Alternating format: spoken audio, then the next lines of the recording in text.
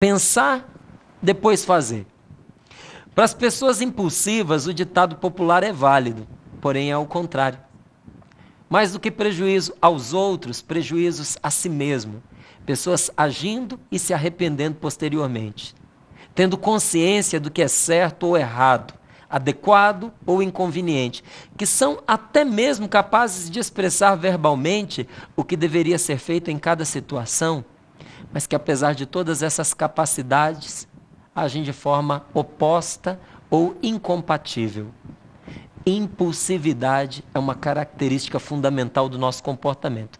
É sobre isso que vamos conversar nesse bloco do programa. Recebo comigo Gustavo Medeiros, psiquiatra e psicoterapeuta do Instituto de Psiquiatria da USP. Seja bem-vindo, Gustavo. Muito obrigado, Márcio. Obrigado pelo convite. É uma alegria tê-lo aqui conosco para falar de um tema tão próximo de todo mundo, né? Com certeza. Todo mundo tem impulsividade? Márcio, impulsividade é uma característica que está presente em todos os indivíduos, tá?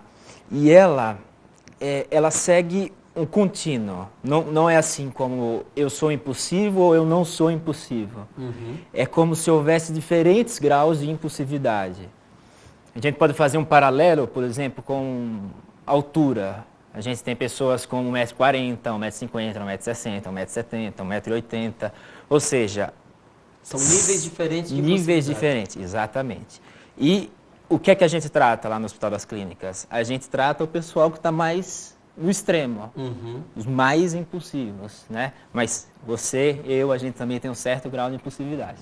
Agora, isso oscila em períodos da vida da pessoa, porque você fez essa comparação aí das estaturas, níveis diferentes de impulsividade por pessoa, mas a pessoa ela pode desenvolver, por exemplo, uma maior impulsividade numa certa época da vida, pode retrair essa impulsividade ou não? Normalmente isso na pessoa é... Pode. Quando a gente fala de impulsividade, a gente fala de um monte de transtornos. A gente fala de transtorno de déficit de atenção, de abuso de substâncias, Isso de vários também transtornos. entra aí? Entra em transtornos que a perda do controle está relacionada. Por exemplo, a gente tem alguns transtornos onde as pessoas são mais impulsivas, por exemplo, transtornos de personalidade, como transtorno de personalidade borderline, onde a pessoa é muito impulsiva, a pessoa é muito estável emocionalmente, tende, com o passar da idade, tende a melhorar.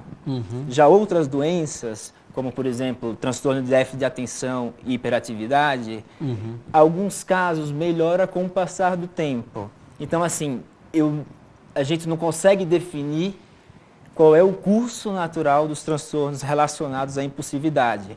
Cada um tem uma relação diferente. Tem alguns casos interessantes, tipo, de pessoas que eram normais, tem até um caso na Inglaterra que é super famoso, que tinha um rapaz que trabalhava com trilhos de trem, e ele sofreu um trauma e entrou uma barra de ferro na parte da frente do cérebro dele, que a gente chama de lobo frontal, que está muito relacionado com a impulsividade. Então, ele tinha uma vida completamente normal. Depois que teve esse acidente, ele começou a ser desadequado, inadequado com as pessoas, começou a urinar na rua, começou a ter alguns comportamentos antissociais. Então, assim, é muita coisa que pode influenciar a impulsividade e depende do transtorno também. Um trauma, nesse caso, de caráter físico, né, material. Isso mesmo. Mas também pode ser desenvolvido por um trauma psicológico? Com certeza. A gente tem alguns transtornos que são mais prevalentes em pessoas que tiveram abuso ou que tiveram trauma na infância, como o próprio transtorno de personalidade borderline que eu falei com você. Por que tem esse nome? Borderline na verdade, tem pessoas que pensam que é no limite entre o normal e a loucura. Mas, na verdade, por causa, esse nome vem, porque ele está entre a neurose e a psicose. É uma definição um pouco mais técnica, assim, mas, basicamente, são indivíduos que têm uma instabilidade de afeto muito grande. Estão ali num certo limite. Isso, e tem algumas dificuldades de reconhecer os próprios sentimentos, conter as ações, às vezes abusam também de substâncias, por isso que tem esse nome. Agora, como é que eu posso identificar o nível de impulsividade no qual eu estou e se isso merece um cuidado maior, um tratamento, ou não, se eu devo me conformar porque está dentro da normalidade, vou ter que conviver com isso, né, e me reeducar, talvez. Tá. É importante, porque muitas vezes a gente está exagerando um determinado comportamento e a gente não tem a crítica disso, né? De novo, impulsividade é um mundo de transtornos. A gente está falando de jogo patológico, compras compulsivas, dependência de sexo, dependência de internet, dependência de substâncias. Mas, quando a gente vê no geral, tem algumas características que sugerem que a gente está exagerando, que a gente está sendo muito impulsivo, que a gente pode se tornar dependente, tá? Perda de controle é um elemento central das pessoas que estão tendo algum prejuízo com impulsividade. Então, se entra por aí, já deve ficar atenta, talvez precise de uma ajuda especializada. Então, quando começa a interferir na vida do indivíduo, a gente também tem que ligar aí a luzinha vermelha, parar um pouco para pensar. Tem outras características também que sugerem que a gente está exagerando, se tornando dependente. Uma é, quando eu fico sem aquilo, eu fico muito irritado, muito ansioso, muito inquieto. Por exemplo, quando privado, a gente está falando especificamente do jogo, quando ele não pode jogar por um determinado motivo, por exemplo, vamos supor que o bingo clandestino que ele joga foi fechado, ele não pode jogar mais. Ele fica irritado, ele fica ansioso. E ele não consegue parar de jogar, mesmo com todos os prejuízos. Pode estar prejudicado financeiramente, a família desestruturada, pode ter um monte de problemas. Ele está vendo tudo isso. E ele continua jogando. Ele vê uma dívida de 10 mil reais, o que é que ele pensa? Vou jogar hoje, eu vou recuperar esses 10 mil reais e eu vou pagar o empréstimo amanhã. Aí ele vai e a dívida aumenta para 20 mil. Então, são alguns sinais que a gente pode observar. Agora, tem diferença entre controlar a impulsividade, reprimir a impulsividade, ou é apenas um jogo de palavras? Eu pergunto porque muitas pessoas tratam certos impulsos, não é, da seguinte forma: não, é melhor dar vazão a isso, porque é como uma represa, a gente fica reprimindo isso aí, a hora que extravasar vai tudo de uma vez. Isso tem alguma consistência ou não? É no controle que a gente vai educar esses impulsos. Entendi. Tipo, não levar desaforo para casa, mais ou menos que você está falando. É um exemplo. Na verdade, assim, é interessante que tem um transtorno chamado transtorno explosivo intermitente. É mais ou menos assim. A pessoa começa a ter alguns incômodos durante o dia. Vamos supor, ela acorda de manhã, a esposa pede para ele comprar pão e ele está atrasado para o trabalho. Aí ele já vai lá... Já engoliu aquilo, Já engoliu aquilo. Pegou o trânsito, fecharam ele no trânsito. Chegou no trabalho, levou carão do patrão. Vai acumulando e tem o que a gente chama do estopim. Qualquer coisinha pequena, ele já estoura. É o transtorno explosivo intermitente. Por exemplo, vamos supor que no final do dia ele vai no supermercado, o caixa é frio com ele desconta tudo aquilo que aconteceu no dia no caixa. Xinga, quebra. Então, realmente, às vezes, alguns pacientes têm isso que a gente chama do fenômeno do estopim. Né? Que é importante a gente ter. Mais do que liberar uma agressividade, ou mais do que você ser muito incisivo, a gente tem que ter um treino de assertividade. Né? Na hora lá que a mulher pediu para o cara comprar o pão, só que o cara está atrasado, de alguma forma tentar ser assertivo. As mulheres são complicadas, a gente sabe disso. Mas vamos tentar, a gente faz um treino de assertividade. Então, mais importante do que não levar desaforo é falar aquilo da maneira adequada. Ser não transparente, deixar de né? Com gentileza, ser transparente, fazer com que o outro o compreenda dentro daquilo que ele está vivendo. Com certeza. Então isso já seria um bem para ele. Aquilo já não ficaria acumulado. Com certeza, com certeza. A gente está no meio termo aí, entre não falar nada e estourar. Então a gente fala de maneira adequada. A palavra mais adequada seria assertividade. Agora, uma pessoa que vai controlando seus impulsos no decorrer dessas várias situações intermitentes, tem algum jeito de depois desafogar isso sem explodir em cima de alguém? Olha, o que geralmente acontece por causa de limitações em habilidades sociais, ele acaba explodindo. E é interessante que às vezes a gente pega lá no Hospital das Clínicas, sabe, um japonesinho super pequeno e que ele estoura, vira completamente uma pessoa diferente. Quando ele relata, quando você vê os processos que ele está envolvido, de assédio moral, assim, a pessoa realmente não consegue externalizar de uma maneira mais adequada e acaba explodindo. É impossível. Ele faz aquilo abruptamente, sem pensar nas consequências. É aquela pessoa calminha que você vai vendo, sempre contido, controlado, e quando solta também... Isso, exatamente. Vira um bicho. Para caracterizar um transtorno, isso tem que ter uma certa frequência, tá bom? Não é um fato isolado na vida. Exatamente. Então, tem uma coisa que tem que ser repetitiva, tá? E trazer muitos malefícios para a pessoa. Agora, nas conversas informais, sempre é aquele, não sei se é um preconceitozinho ou se é algo baseado na experiência, que sempre se diz que as mulheres são mais impulsivas. Isso é verdade? Olha, essa crença ela não tem muito fundamento. Como eu falei, existem pessoas pouco, médio, muito impossíveis. Existem mulheres pouco, médio, muito impossíveis. Existem homens também. É de pessoa para pessoa, não tem nada a ver com pessoa sexo. para pessoa. Mas o que é interessante as mulheres e os homens, às vezes, manifestam a impulsividade de maneira diferente. Tá? Vou falar alguns transtornos que são mais comuns nas mulheres. Por exemplo, compras tende a ser mais comum em mulheres do que em homens.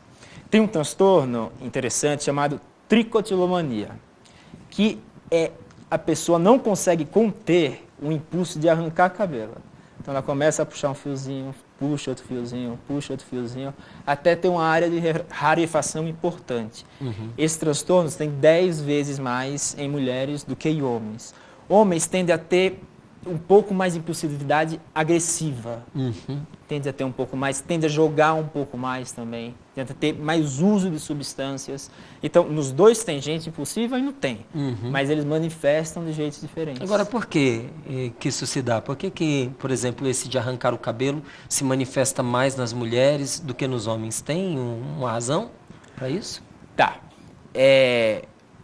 Muitas vezes, as mulheres, por que arrancam o cabelo? Né? É por causa um pouco de vaidade, às vezes.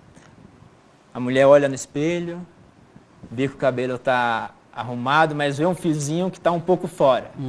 Ela vai lá, puxa. Então tem sempre uma ligação. Isso. Ela quer deixar aquele cabelo, muitas vezes, perfeito. Aí ela puxa aí ela acha que ficou assimétrico. Aí ela vai e puxa outro do outro lado. Aí não gosta. Então, assim, nessa repetição de tentar deixar o cabelo numa coisa perfeita, elas acabam sendo mais prejudicadas do que os homens. Mas, assim, tricotilomania é um diagnóstico que ainda tem muito a se estudar. A gente não tem estudos na população brasileira que sejam, assim, muito grandes. E a gente tenta desenvolver lá no nosso ambulatório. Você deu um exemplo aí, doutor, ligado à questão do consumo, não é? Tá. Muitas vezes a pessoa ela tenta... a impulsividade a canaliza para compra, não é? Isso, então, às vezes acontece. compra de maneira descontrolada, não é? O fator social, ele colabora com isso? Nós podemos dizer que, por exemplo, essa sociedade que a gente está, uma tendência fortemente consumista, ela alimenta isso dentro da pessoa ou isso é independente? De fato, hoje temos mais comportamentos impulsivos do que em outras épocas, tá? Porque hoje, Márcia, se você prestar atenção, a gente é constantemente exigido para controlar impulsos. Vamos lá, vamos comparar hoje, por exemplo, lá com a Idade Média, tá? Você mora no campo, não tem muita interação com outras pessoas, não tem oferta de produto, não tem oferta tão grande de serviços. E agora vamos voltar para hoje. Se você quiser um crédito, Você consegue o crédito sem comprovação de renda. Oferta de produtos, imensa. Oferta de serviços, imensa. Então, a toda hora, a gente está sendo testado. A gente mora em cidades grandes, que a gente tem problema no trânsito, que a gente tem problema na rua. Então, hoje, a gente é testado muito mais. E acaba tendo um pouco mais. Comprar cerveja, comprar álcool, é super fácil. Então, por ter mais acesso, acabam sendo mais frequentes hoje. Agora, esses testes frequentes, né, essas provas a que o ser humano hoje é estabelecido com tamanha intensidade, isso é bom para o ser humano? Isso faz mal de verdade para ele? Ou, de certa forma, a pessoa se adapta, convive bem com isso, é algo tranquilo? Eu digo porque a gente tem muitas doenças hoje também psicossomáticas, não é? Tem. E muitas vezes nós escutamos até pessoas mais antigas da nossa família fazerem comparações e dizer, não, isso é doença nova, isso é coisa de agora, isso é coisa de cidade grande, isso é coisa de modernidade. Então a gente é muitas vezes empurrado na direção de acreditar que esse constante estímulo acaba favorecendo também o aparecimento de certos desequilíbrios. A gente tem os dois lados, né? A gente tem, com certeza, a vida hoje ela é mais ansiogênica, ela traz um pouco mais de ansiedade, traz mais cobrança. Como a gente falou, a gente fica sendo mais testado. Isso acontece. Mas também, ao mesmo tempo, a gente tem remédios novos se desenvolvendo, a gente tem técnicas novas se desenvolvendo, pesquisas novas se desenvolvendo. Então, assim, apesar de ser uma sociedade, de certa forma, vamos dizer que cansa a gente mais, ela tenta, uma boa palavra. ela tenta trazer também algumas soluções. Tá certo. Agora, quais os níveis de complicação para uma pessoa que sofre de comportamento impulsivo? O que de fato esse descontrole acarreta na vida da pessoa? O senhor poderia enumerar aí para a gente uma série dessas consequências? Com certeza. A gente falou de alguns transtornos aqui. A gente falou do jogo, a gente falou do transtorno explosivo intermitente, das compras. Vamos pegar o exemplo, por exemplo, das compras, ou do jogo, tá? Problemas financeiros, a gente conversou sobre isso. Problemas com a justiça. Tem os casos que são perder imóveis. Tem uns casos que a gente tem no Hospital das Clínicas que são até emblemáticos. Assim, o cara sai para jogar R$200, o cara joga tudo que tem na carteira, o cara joga o relógio. Tem um paciente que ele não tinha nada, ele só tinha um carro, ele apostou o carro e perdeu o carro. Então ele estava sem dinheiro, sem relógio, sem carro. Então, assim, problemas financeiros, problemas com a justiça, problemas familiares. Por exemplo, pessoas que tem esse transtorno explosivo intermitente. A gente imagina que ele tenha dificuldade de inserção social, dificuldade de manter por um tempo num trabalho. Então, várias que podem chegar desde de quadros iniciais até quadros graves, onde a pessoa comete suicídio. Mas a grande expressão é dentro do quadro social, né? Na relação com as pessoas, né? Com certeza, isso é bastante prejudicado, né? Que a pessoa deixa de viver algumas coisas para viver em função daquele comportamento. Agora, a impulsividade, ela pode levar a pessoa a um vício? Ou a impulsividade ela já é o vício da pessoa? A impulsividade é fazer uma reação, ter uma reação não planejada, sem observar as consequências. Certo. Traduzindo, fazer ali na hora, sem pensar muito. Tá? As pessoas que são mais impulsivas, elas tendem a desenvolver mais vícios, que é o que a gente chama de dependência. Que acaba se comprometendo com coisas que outra pessoa que pensa não se comprometeria. Exatamente, acaba se expondo um pouco mais. Vamos supor, 3 indivíduos vão para uma boate e um indivíduo oferece para os outros 2 cocaína. O mais impulsivo, ele não vai pensar dos prejuízos, nas consequências, tudo isso. Então, ele está muito mais propenso a experimentar, entendeu? E acaba acontecendo o mesmo fenômeno em outras situações e ele pode desenvolver mais facilmente o vício que a gente chama de dependência. Certo. Funciona mais ou menos assim, ele se expõe mais. Certo. Agora, você fez uma comparação na hora de falar desses transtornos, não é? Citou também o déficit de atenção, não é? Qual é a relação entre a impulsividade e o déficit de atenção? Tá. Tem relação? Tem relação, tem relação. O transtorno de déficit de atenção e hiperatividade, né, que a gente chama TDAH, geralmente começa na infância e a criança tem dificuldade de manter a atenção por muito tempo em alguma atividade. Tem dificuldade de manter a atenção nos estímulos no ambiente. Você concorda que para a gente planejar, que para a gente ter uma noção boa das consequências, a gente precisa ter uma atenção focada, Com certeza. a gente precisa prestar atenção nessas coisas? Então, por causa dessa dificuldade de foco, muitas vezes eles acabam tendo mais comportamentos impulsivos. Tá? Por exemplo, é muito mais comum ter, em pacientes que têm TDAH, ter vícios, dependências, do que pessoas que não têm. Por exemplo, abuso de álcool, abuso de droga, tende a ser mais precoce, tende a ser mais prevalente. Então, é um transtorno que está relacionado com a impulsividade. Agora, se a família percebe isso, por exemplo, esses sinais numa pessoa numa idade mais tenra, não é? Ali na sua infância, adolescência, qual é a atitude que deve ter em relação a esse impulso, esse descontrole? Primeiro, a gente tem que entender, para o tratamento funcionar, o principal fator que determina isso é a motivação do paciente. Certo. Tá? A gente vê que os jogadores, por exemplo, que chegam arrastados pela esposa ou arrastados pela filha lá no ambulatório, eles, em geral, param menos de jogar do que aqueles que se comprometem com o tratamento, para aqueles que vão motivados. Então, a gente tem... É importante abordar o tema, vamos supor que a gente está falando do jogo, importante falar, olha, você não está percebendo, pô, esse comportamento aí está trazendo prejuízo para você, cara, essa dívida aí está complicada, pô, sua mulher está pensando em sair de casa. Então, tenta mostrar para eles coisas que vai motivar ele para o tratamento. Certo. Pô, eu não quero perder minha mulher mesmo. E procurar um serviço que trate disso.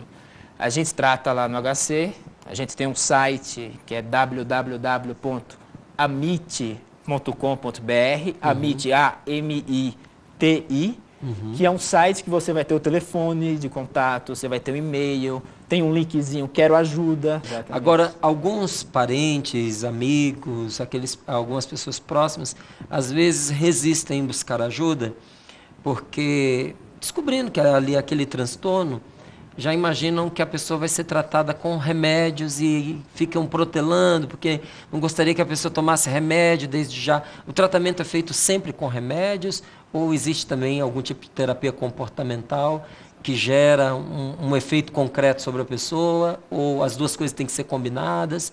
Como é que é? Na verdade, assim, uma psiquiatria hoje que traz impulsividade só com medicação é uma psiquiatria muito limitada. Porque a impulsividade, assim como outros quadros, tem que ser tratado com diversas intervenções. Intervenções psicoterápicas, que pode ser comportamentais, ou psicanalíticas, ou psicodinâmicas, tem mostrado uma importância. Medicação, em alguns casos, é bastante interessante. Terapia familiar, às vezes, aquele comportamento é uma válvula de escape para alguma coisa que está em casa. Certo. Você faz uma terapia familiar. Até políticas públicas. A gente para ver fiscalização de bingos, fiscalização de casas irregulares. Então, assim, temos diversas controle ambiental, por exemplo. Numa fase inicial, uma pessoa quer parar de jogar, a gente vai ter que controlar a quantidade de dinheiro que ele vai ter acesso. Né? É muito importante a gente também desenvolver para essa pessoa outros hobbies saudáveis. Tá bom, o cara vai parar de jogar, mas o que é que ele vai fazer? Ele vai ficar em casa sem fazer nada? Então a gente tem que promover a qualidade de vida para esse indivíduo. A qualidade de vida é um tampão de recaída. Então, ó, ao invés de jogar, vamos correr. Vamos desenvolver, vamos participar desse grupo de amigos. Sim. Vamos desenvolver outras atividades. Entendeu? Então, não é só medicação. É algo muito mais amplo. Muito mais amplo. Tá certo. Doutor, eu quero agradecer pelo esclarecimento, viu? E também pelo contato que já colocou aí à disposição. A nossa equipe já pôs na tela também. E muito obrigado por essa colaboração aqui no nosso programa. Tenho certeza que muitas pessoas estão contentes e agradecidas pela sua participação aqui. Tá bom. Obrigado a você, Márcio. E seja bem-vindo sempre. Tá bom. Obrigado.